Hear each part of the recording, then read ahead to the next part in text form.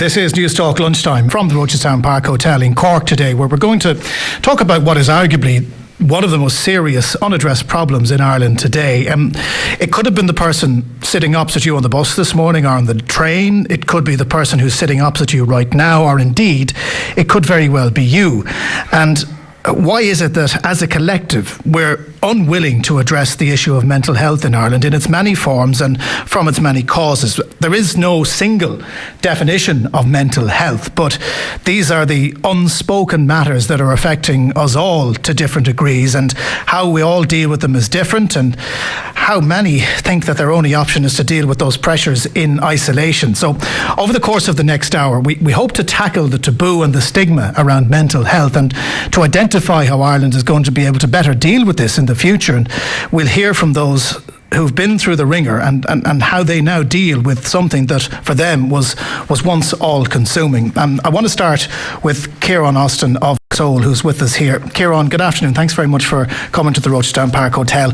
You guys on your helplines are taking a lot of calls, and probably far more calls than you're able to answer at the moment. What's the tone of those calls? Yeah, I guess to put it in some kind of context, Jonathan, Console has been working in the area for about 10 years now. So, and predominantly we started out as an organisation supporting those bereaved through suicide, but really over the years we've seen more and more people coming to us for support who were at risk themselves. And really the bottom line was that there wasn't really the level of crisis out of hours prevention services, if you like, for people, when they were at a point in their lives when they really needed some immediate help and support at a professional level. So in 2009 we collaborated with a second charity called the 3Ts, and we launched One Life, which is a suicide prevention and intervention helpline. It's available 24 hours a day. It's completely free of charge, and we staff it with professional crisis counsellors and therapists. So to answer your question, we're taking about 3,000 calls a month on that helpline, and it's not a widely publicised helpline. It's a helpline that we target specifically to other agencies and to mental health settings and hospitals and the likes. And I guess what we're up against, Jonathan, is a climate where people are experiencing an awful lot of different losses in their lives. Given the economic climate that we're in, people are experiencing loss in a different way than maybe they would have done many years ago. And those type of losses, when they accumulate in a person's life, when a person is maybe unsupported in the traditional ways that you and I might be supported, or maybe they're perhaps already unwell or vulnerable in some ways, those are critical losses for the person, and the impact on them in a very dangerous way. When those 3,000 calls come through to Console, for the most part, are those people talking to anybody else? Or are they reaching out to you as their only source of help? That's a really good question. What we do find is that quite a few people who reach that point in their lives or get to a crisis point in their lives, unfortunately, they're in and out of quite a few services already.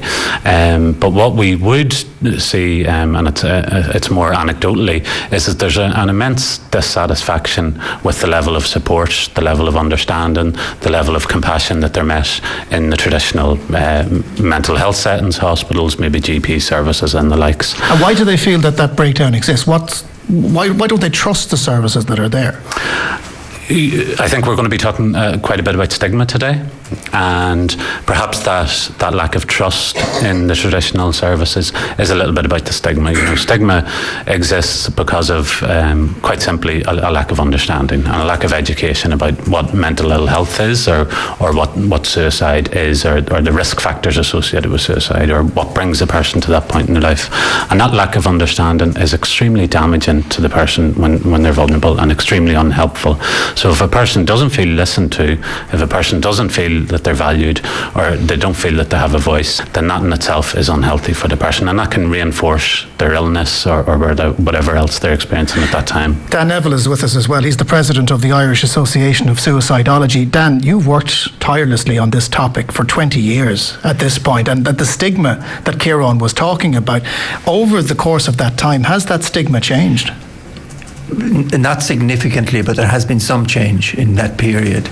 And I often say, our objective is get from 0 to 10 in the whole area of stigma, and we're at 2 or 3 So there's a long way to go in relation to the whole area of reducing stigma, and it's a key to several issues around suicide and mental ill health.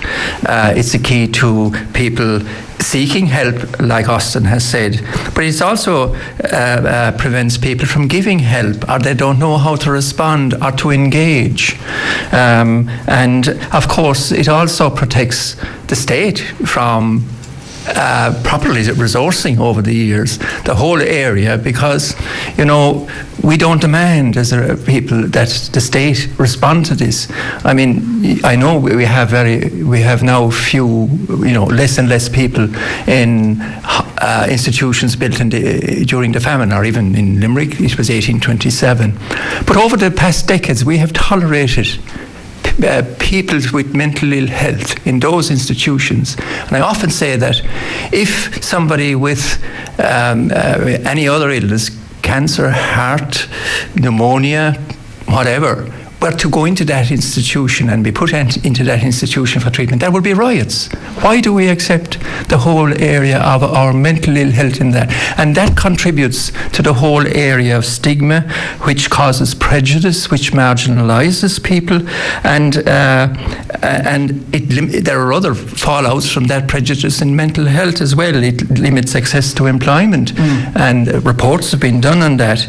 It damages social relationships. And the whole point about stigma is that the stigma a lot of the time prevents people from getting the help they need, or even coming forward and saying, look, here I am, but I have a problem. That's the point. You see, I remember I met some years ago, a young man spoke to me about, he was unwell at the time, and I said to him, why don't you go to your counsellor in university? He says, well, people would see me going, or it would happen.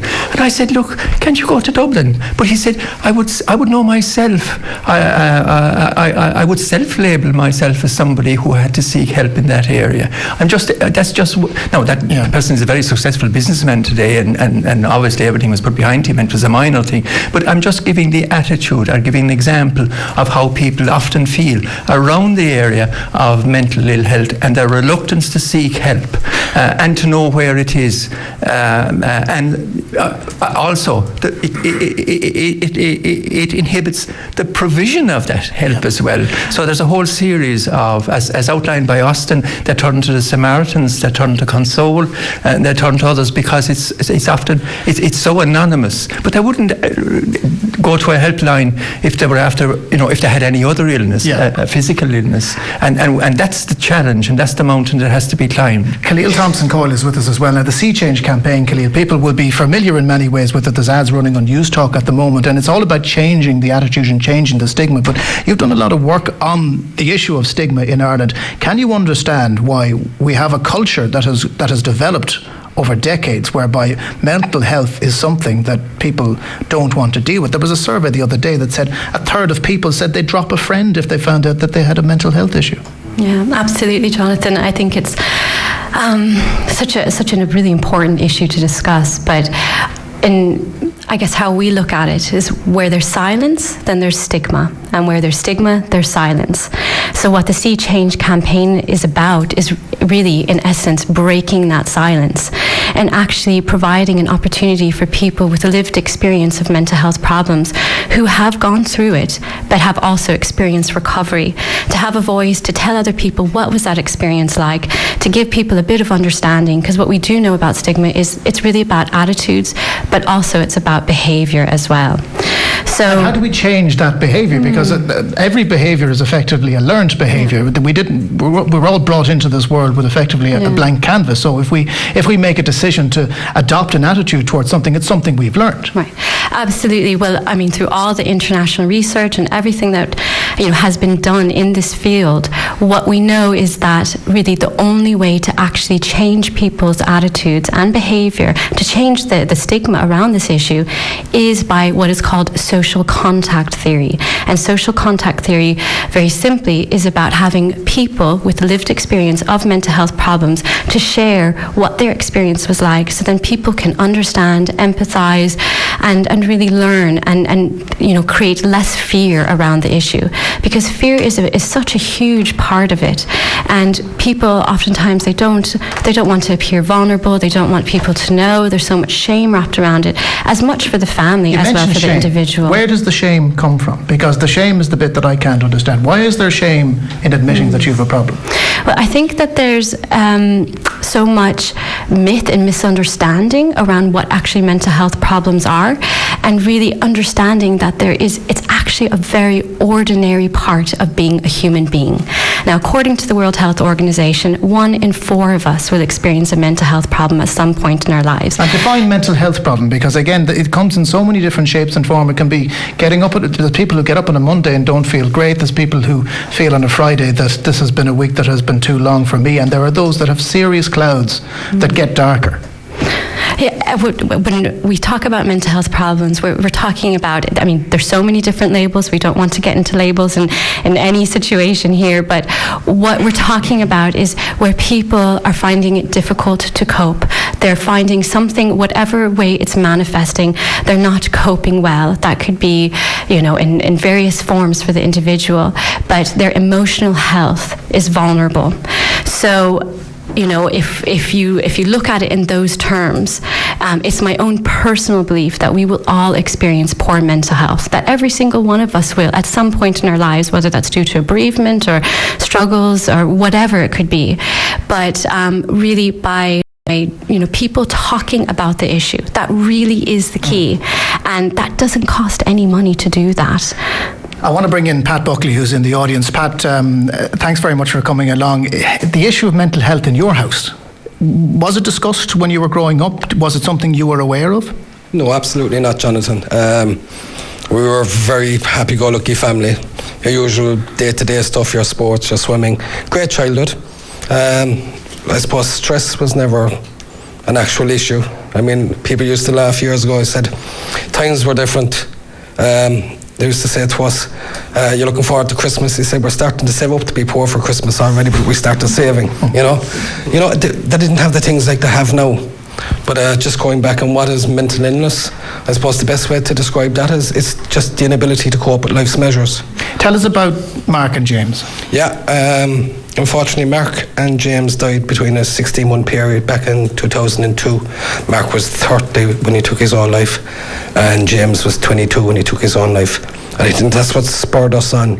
The system, there wasn't a system there really. The stigma was absolutely atrocious. I mean, you couldn't walk down the main street in Middleton. Your best friends crossed the road. They didn't know what to say to you. And I think it was born out of frustration that Let's Get Together Foundation was actually born out of that. I mean, your basic thing was when the lads died was your mum was sedated the day of the funeral. Your 3 days went by and then you got on with life. Personal side of it, I spent 3 weeks in a pint class. So I know what it's like to go through depression. I spent 8 weeks in anger management. I spent 12 weeks in counselling after that. And I'm a firm believer of, don't knock it till you try it. And fortunately enough, I came out the other side of it and it made me a lot stronger. You learn from experience, I suppose. You can't be taught it. And unfortunately, between 2002 and 2004, we had 52 suicides in East Cork in Middleton. Just in Middleton? Just in Middleton alone, yeah. In your own brother's cases, I mean, you talked about how you dealt with it yourself afterwards, and I can only imagine how difficult that was, and I wouldn't know where to start. When the first brother who lost his life was Mark? Yeah, that's great. So when Mark died, he left a note, did he? That's right. He actually, a lot of people talk about spur of the moment. From our own experience, I suppose 99% of people that actually think about suicide plan it. I mean, basically, he thanked everybody on the day for coming to the funeral. In advance? Oh, in advance. On the day, that was the letter I had to read out at the funeral itself. It was hard, don't get me wrong. But he still managed to get the people that were there on the day, to raise a laugh. And I mean, you must celebrate life. I think that's where the Irish way came from. That it's not the mourning of a person's passing. It should be the celebration of the life and what they achieved. And I think that's one big problem with, I suppose, the stigma that's attached to suicide is everybody seems to judge everybody. None of us are perfect. We've all made mistakes in life, and that's how we learn. And as I always say, he was saying, let them throw the first stone. There's no one can throw a stone at anybody. Did you feel that people were judging you as a brother of somebody who took their own life? Quite possibly, but I mean, probably more so the family, because there's always an air of suspicion. Why did a person decide to kill himself? You know, was there something wrong in the family? Was it this, that, and the other? And there was always a finger of blame. You know, you always felt like there was somebody squeezing you on the shoulders, that it was your fault. You mentioned Let's Get Together Foundation, which is what you set up in your brother's memory and has done great work down there. After you had that cluster, because that's the term they use, of suicides in Middleton, how have you managed to try and help those others now that were there, that would have been in your family's shoes, that would have been in the community's shoes? Well, I suppose the media, fair play to you. I mean, this is what it's all about, getting it out into the public domain. I had to ask my mum and dad and stuff, going back a long time now, about, you know, going to the press and saying, would it be all right to speak about it? The photographs are going to go out into the media. There's going to be good news and bad news, because bad news is better than good news. But, no, once, I suppose, it got into the public domain, people were more willing to talk about it. The idea of crossing the street turned into a pat in the back to say, you know, well done, it should be talked about and whatever. And we went from 2 councillors back in 2004 to nearly 18 councillors.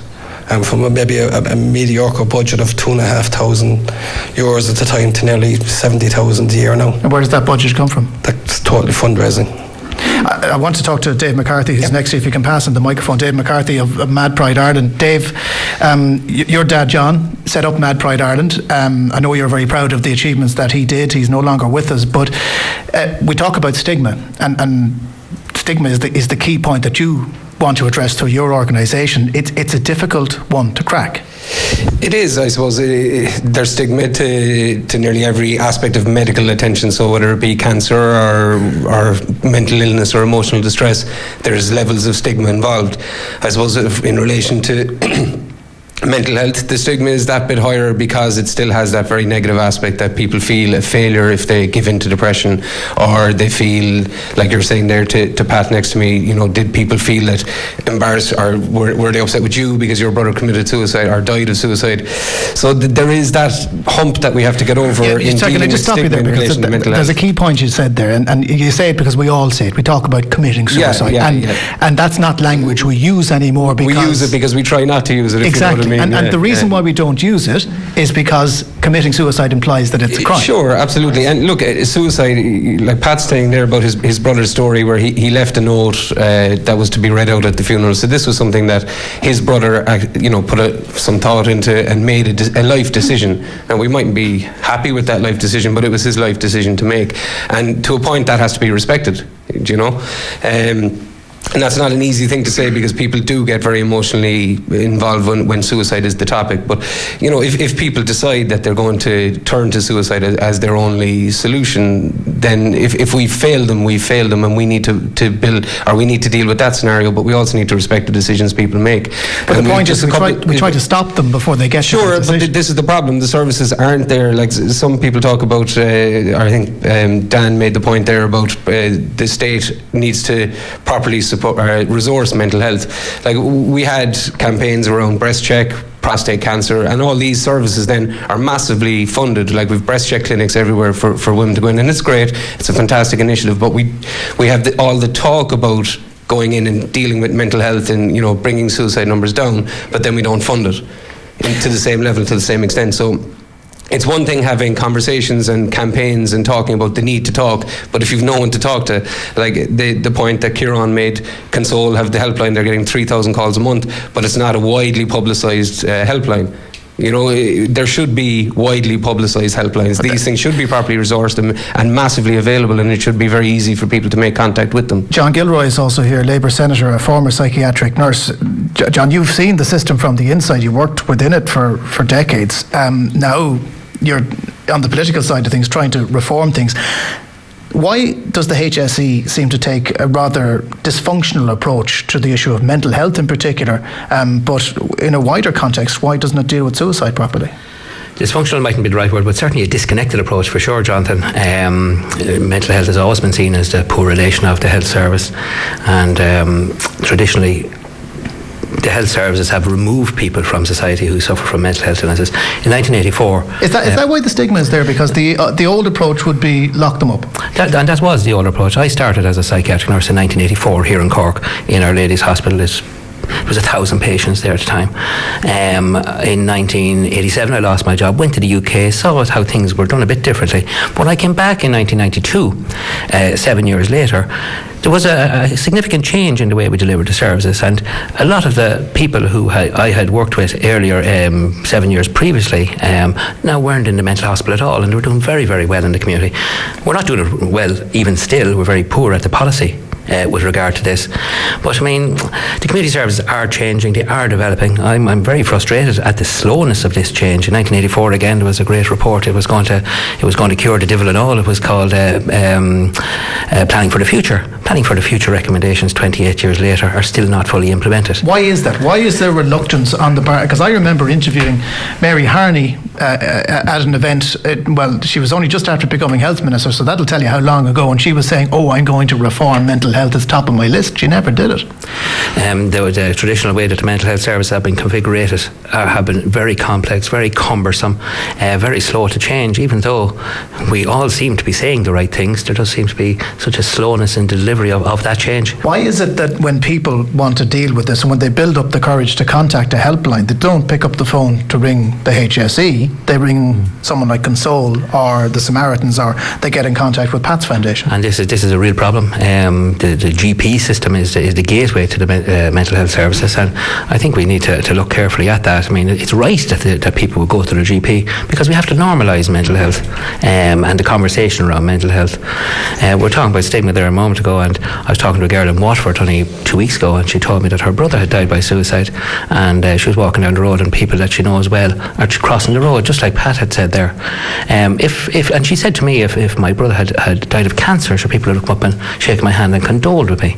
And there's a natural understanding to be uncomfortable around death anyway. There's a natural response in that way. But with suicide, it seems to be particularly difficult for people to cope with. Stay with us. Lots still to come from our panel and our audience here at the Rochestown Park Hotel. This is Newstalk Lunchtime. You can text us your thoughts at any stage. 53106 for a cost of 30 cents. Lunchtime at newstalk.ie is the email. Lots more to come. Stay tuned. Newstalk Lunchtime with Jonathan Healy, in association with Aircom and eMobile, supporting small businesses. Join the conversation, text, tweet, talk at newstalk.ie. Newstalk. It's not just news, you know. Hi, I'm Kim from AXA Insurance. We're always looking for ways to save you money on your car insurance. That's why we're offering customers with 4 years claims-free driving in their own name an amazing 75% no claims discount. That's the highest no claims discount in Ireland. To find out more, drop into your local branch, call 1890 247 365 or visit axa.ie. AXA, redefining standards. Terms and conditions apply. AXA Insurance Limited is regulated by the Central Bank of Ireland. To celebrate our Super Quinn half-price sale this week, we've some great offers like Super Quinn Irish Round Roast, half price, Super Quinn Pork Chops, half price, and fresh hake fillets, all at half price. And that's not all. Our baby event has amazing half-price offers on Pampers Mega Packs, saving you $17.50. Remember, our 200 long-term fresh price cuts are here to stay. Super Quinn, the food you love for less. Hi, Tommy Bowe here. This autumn, join me and study online with Hibernia College. Graduates, if you'd like to go further in your career, study online with Hibernia College for a 1-year University of London Diploma in Management. Apply before September 17th to secure your place on this exciting new online programme. For more details and to apply, go to hiberniacollege.com. Hibernia College. Live, learn.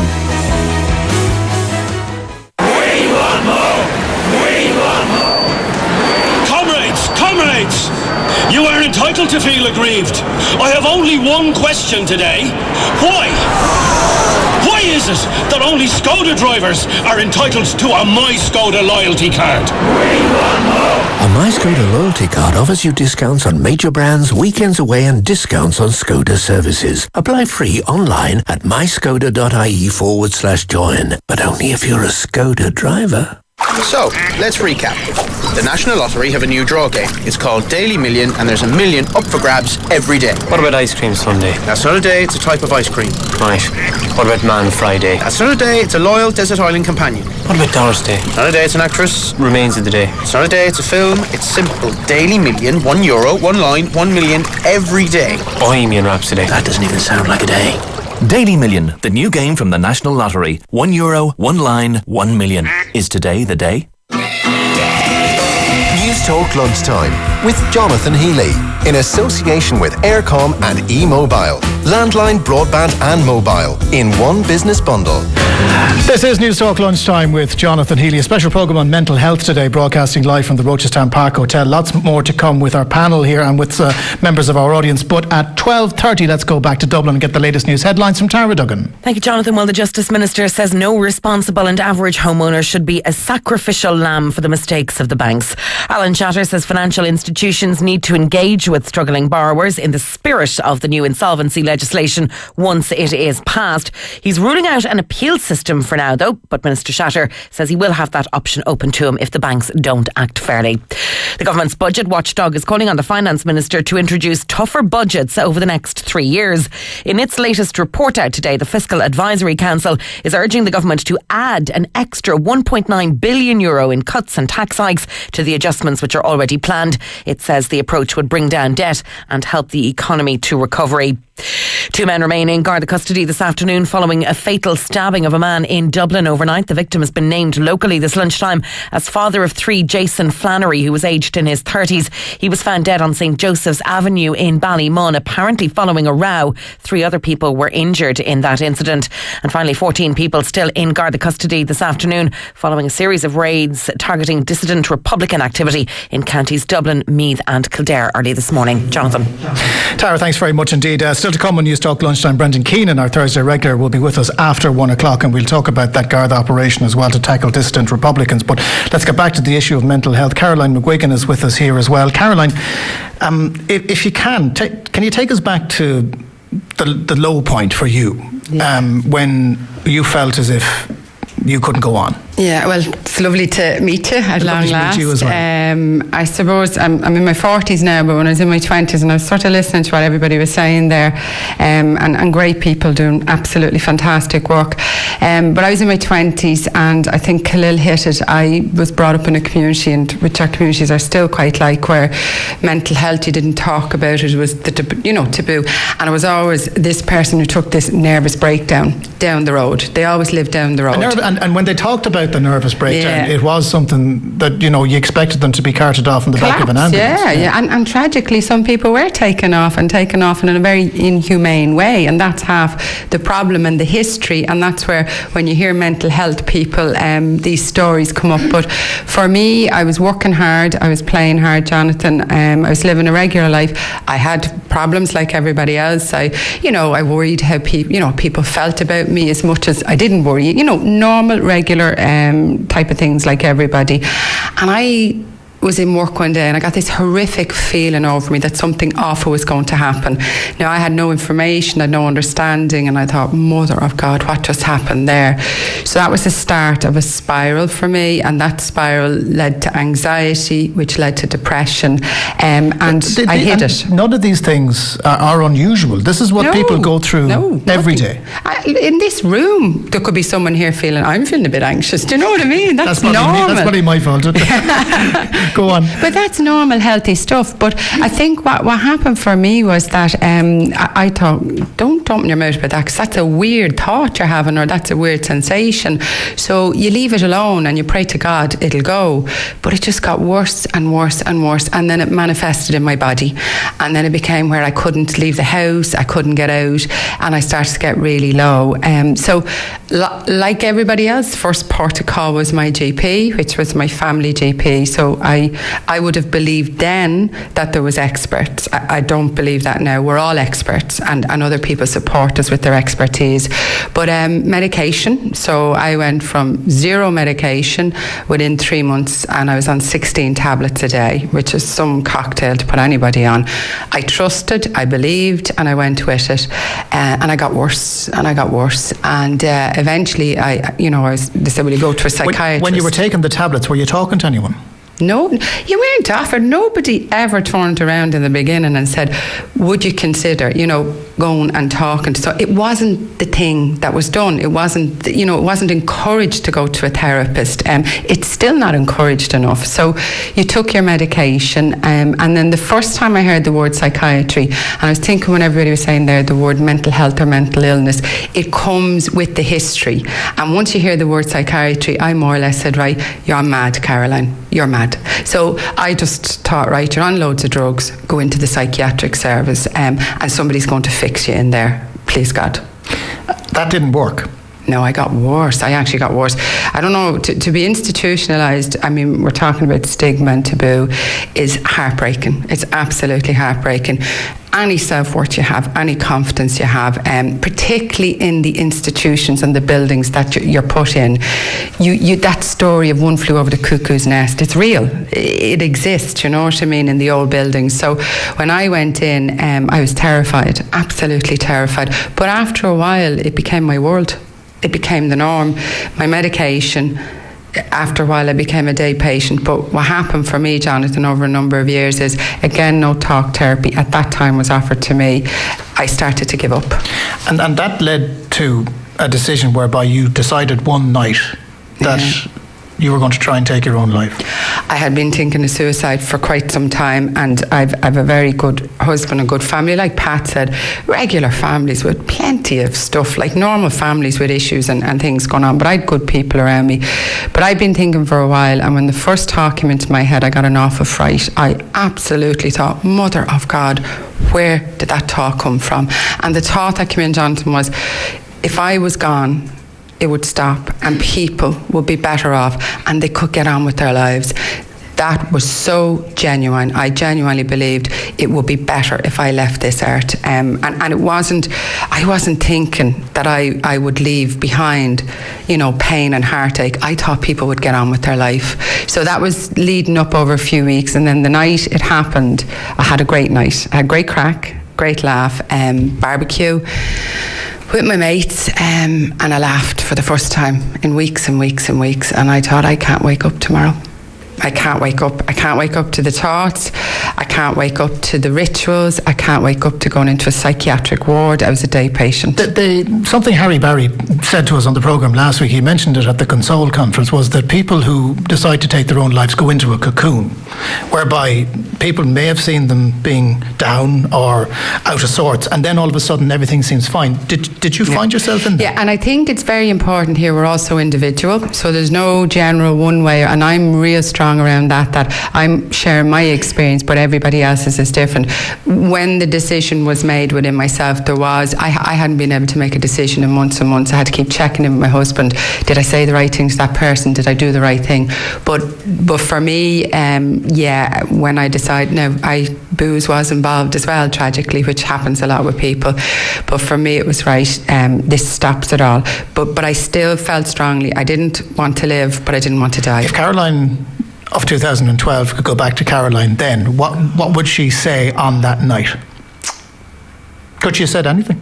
That's I don't do it. Yeah, don't do it, because I have a son and daughter now, and I wouldn't have them. And that there is another way, but I'd have huge compassion for her. I'd understand why she couldn't find another way out or another way around. But now, the person I am today, I would say to her, don't do it. And yet, the community she was, that I was in then, and it didn't really help you, and it still doesn't. I mean, I heard what people are saying about HSE and Strathtree and all that. This belongs to all of us, Jonathan.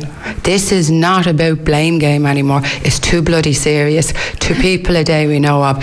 No more blaming. This is about everybody here and everybody outside. helping. Dan Neville, can I bring you back in? Because you're nodding in agreement there that this isn't the problem of a psychiatric service or a helpline or everybody. It's all of us. All of us. I believe suicide prevention is the key leadership has to be given by the state. But everybody should be involved, particularly leaders in communities, leaders of sporting organisations, GAA, IRFU, the FAI, and all other sporting organisations, heads of community councils, chairmen of community, and the Gardaí, and I believe that the GPs have to be trained as well. Community leaders, we all have, the bereaved who are often, and the programmes are there to train those people. There's two programmes in particular. There's the Assist programme, which is a 2-day programme run by the HSE, and there's also a half-day programme, Stay Safe. Now, these are programmes to empower people, to identify people who are suffering, and how to respond to them. I want to bring. Sorry, I'm going to bring you in now. This is Ella Arnsman, I beg your pardon, who's the Director of Research at the National Suicide Research Foundation. Does that tally with what you've been looking at? Very much, and I first of all would like to appreciate Caroline's openness here, because I think Caroline is a model in terms of giving an example of how things can go wrong, and particularly the kind of spiraling effect, even talking about taking 16 tablets a day where we don't know whether that was needed at all, and I think all of us will have question marks in this room. And then the excellent example of the strength and resilience that she has brought to us here today, and also in her work. Going back to what Dan Neville said, I fully agree that if we want to make progress, it's not only the responsibility of the HSE, the politicians, or psychiatry. It's a very all-encompassing responsibility that we have to carry. Going back to what Dan Neville said earlier about, I think he said, I think we are on the scale of 2 en route to 10 in changing the stigma. I don't know exactly where we are, but we are on the way up. And how do we improve that? Because we have to get over this. That the 700 people who it's estimated are going to take their own lives this year, 700 people who found themselves in Caroline's position, whereby they can't wake up the following morning and they think the world is better off without them. How do we, I mean, we're halfway through the year, there's probably 350 gone already. One of the words I would like to bring in is sustainability, because some people may say, oh, there are too many ad hoc interventions and initiatives happening from Donegal to Cork and so forth. In ways that is the case, but amongst these many interventions, there are now a good number of very effective and brilliant examples of therapeutic interventions, cognitive behavioral therapy, or specific interventions for people who come back. I've imagined if there's someone listening at home who's dealing with depression and they hear you talking in language like that, it puts the fear of God into them, because they say, well, that's not going to fix me. In terms of cognitive behavioral therapy? Well, the way I've been dealing with people in the population or in service cognitive behavioral therapy is very well known, and I think should be known to GPs who identify people with depression that doesn't require medication. Another word for cognitive behavioral therapy is talk therapy. You don't lock them up. Although, or give them pills, you talk to them. Exactly, but in a specific way, because we do know that ordinary counselling, only asking questions and listening, doesn't have the same effect as some of the specific talk therapies. Caroline, can I just come back to something you said? You said that drink was something that you take and drink on the night. I did. How much of a factor was drink? It had a huge factor. There's no doubt about it. The thoughts were there and I was leading up to it. And you see, what you have to remember, I mean, we're chatting here and you were saying somebody, anyone listening now who's depressed, and they're listening now, right? We don't have to professionalise everything. Turn to your friend, turn to a family member, turn to somebody and say, can you give us a hand, help me out here? And I think that's really, really important. But around how, somebody, when you get to that place, for me, it was tragic, and that I did turn to the booze. We do know, and like Ella's sort of saying, the GPs, that they have a programme now, GPs, but here's the beauty of it. It's not just the GP, it's the receptionist. There was a lovely piece, a woman walked into the doctor and she sat in reception, and the receptionist copped on something and she said, come here and I'll make you a cup of tea. That woman turned around and said, that saved her life. She didn't even get to the GP. So it's about the very back to basic stuff, anybody listening out there, that there is support, there is help. And where I turned to suicide and alcohol was a part of it, if you can just somehow pull yourself back, if you're struggling or depressed, try and keep away from that. Now the tragedy is you tend to head towards it. You find the solution at the bottom of the glass. Ella, you've done some research on this. Drink plays a disproportionate amount in people making decisions. Yeah, we see it in our national research looking at people who come through the emergency department with non-fatal self-harm, but unfortunately we've seen it very significantly recently in a very in-depth investigation of 190 cases of suicide that occurred in Cork City and Cork County. About 2/3 of the people who had taken their lives had abused alcohol and drugs in the year prior to that, but the vast majority of that group, and it was close to 80%, had abused alcohol.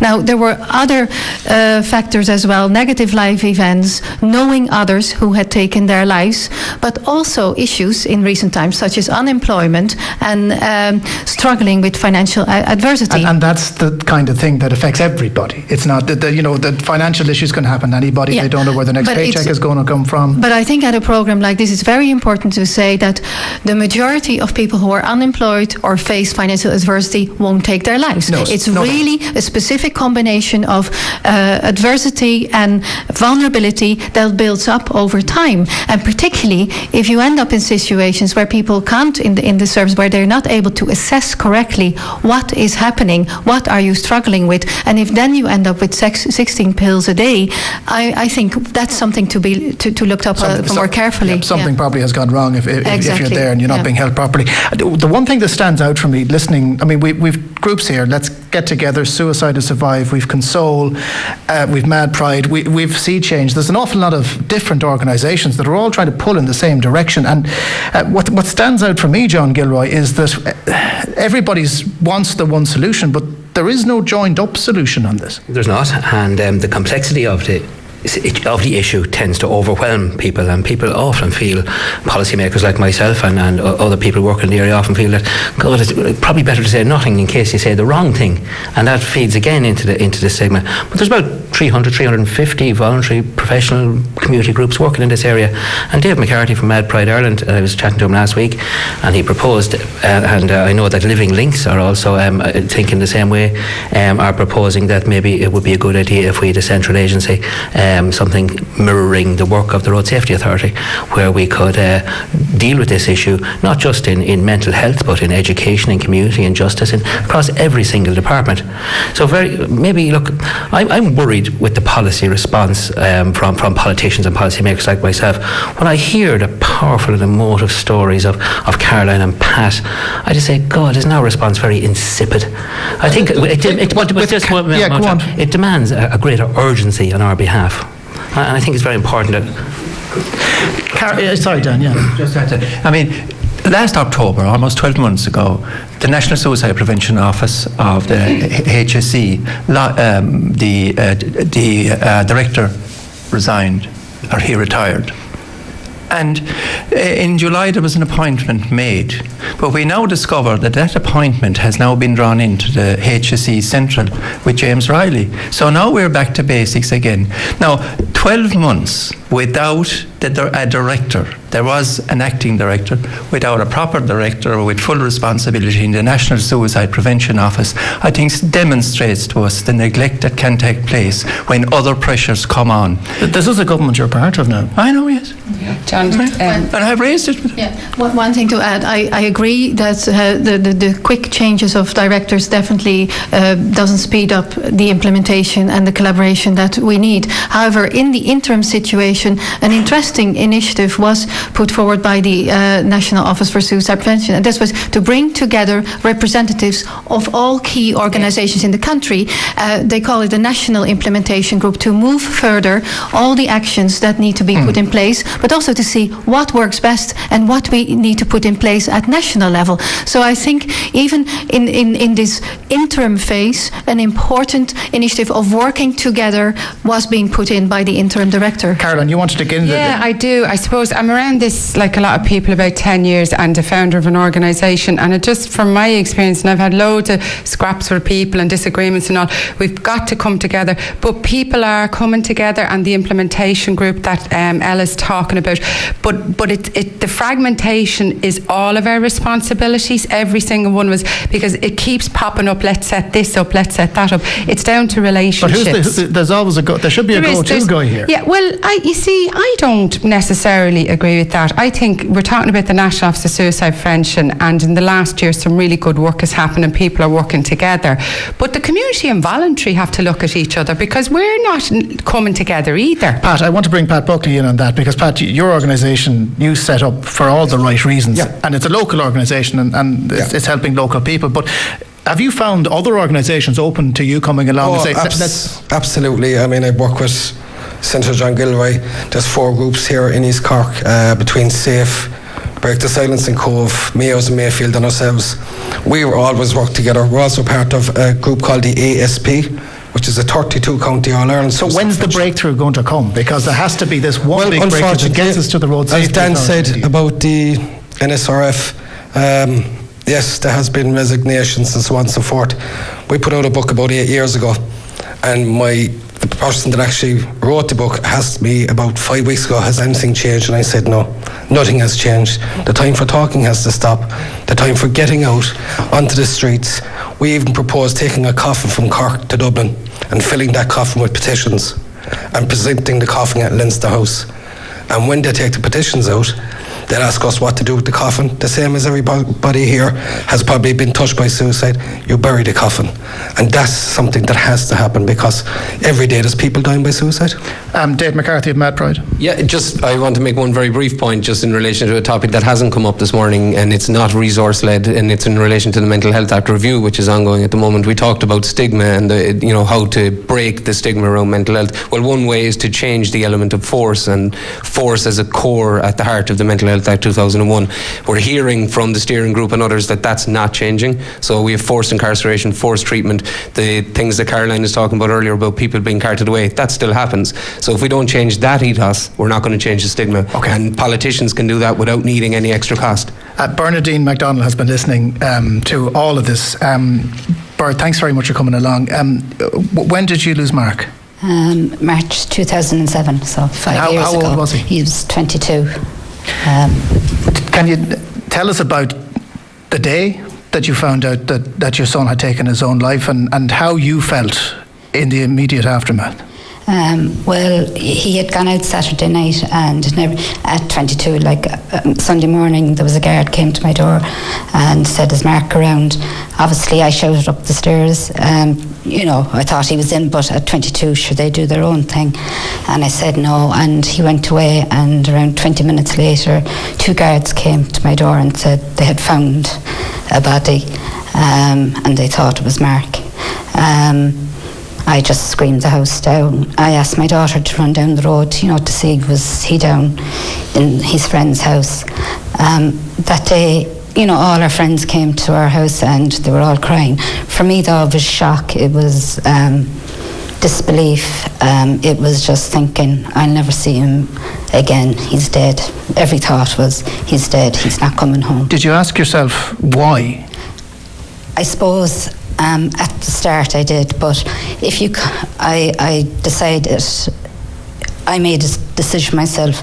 If I continue to ask why, it would just bring me down. And my daughter, we would have, our lives had changed, but I was trying to change it to, how can I say, to make it better, I knew I could head into depression, not get out of the bed in the morning, and go down that road. You knew your son very well because he was your son, and that thought about you and about your daughter, that never entered his mind, I'd imagine. It probably got to the point that Caroline got to, whereby everyone would be better off if I wasn't here, and that wasn't true. No. When you're talking to people about suicide and the issue of suicide, that's the message that every loved one would want to get across to someone who's considering ending their own life. Yeah, definitely. What would you say? I mean, you have the opportunity here now. There are those that are listening. There's 350 people, according to the statistics, will take their own life this year. They have mothers, they have fathers, they have wives, husbands, children. What do you say to them about those that would be left behind? Please don't. I mean, I lost my son. I lost my future. My daughter lost her best friend. Just talk to somebody. Even as somebody said, just have a cup. Somebody said, have a cup of tea. It can change your mind in those 2 seconds. We love you dearly, and we don't want to lose it. And you've listened to the discussion we've had here today, and you lost your son some time back. Now that we're in 2012, do you think Ireland should be doing better? Oh, definitely.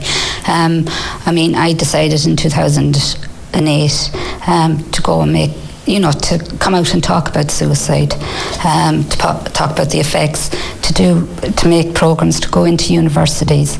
I think universities at the moment, we're just going into them again. The great response, young people are willing to listen if people will go out and talk to them. And that's it. That's the key. The key is talking. Talk, yeah. Okay. Caroline, can I just finish up with you? All of this discussion has gone on, and you look back at your own experience a few years back. The key is talking. And if someone has a suspicion that their friend or their partner or their somebody is down and they can't quite get it out of them what it is, they find themselves going, Jesus, I've asked them, I can't do any more. So what do they do in that circumstance? John hit it there, thought, is that we're afraid we say the wrong thing. And I think what I would do if somebody's in a bad place is I would say, I'm concerned about you. Even if I got a mouthful, I'm willing to take the mouthful. And I would just say, for someone to say, I'm not sure what to say to you or what to do, but I want you to know that I'm there for you. And I think that's really, really important, that you're not alone, because isolation is huge when it comes to suicide. So anybody listening, or if somebody wants to approach them, take the chance, even if you get a mouthful, and just say, look, I'm concerned. How can I help you? How can I support you? Because I care about you. And that's the point that people don't realise, that there are those that care and those that love them. Everyone today is saying it. We all care, and that's powerful. Okay. Thank you so much, Caroline, and to all of the guests who have come here today for this special programme at the Rochestown Park Hotel. For those who are affected by the issues we've been talking about, there are many good people who are willing to help, and there are many helplines they can contact. The Samaritans telephone number 1850 60 90 90, 1850 60 90 90, and Console, which is the charity for the bereaved, their free phone helpline is 1800 201 890, 1800 201 890. Trained counsellors everywhere. The most important thing you can do is talk.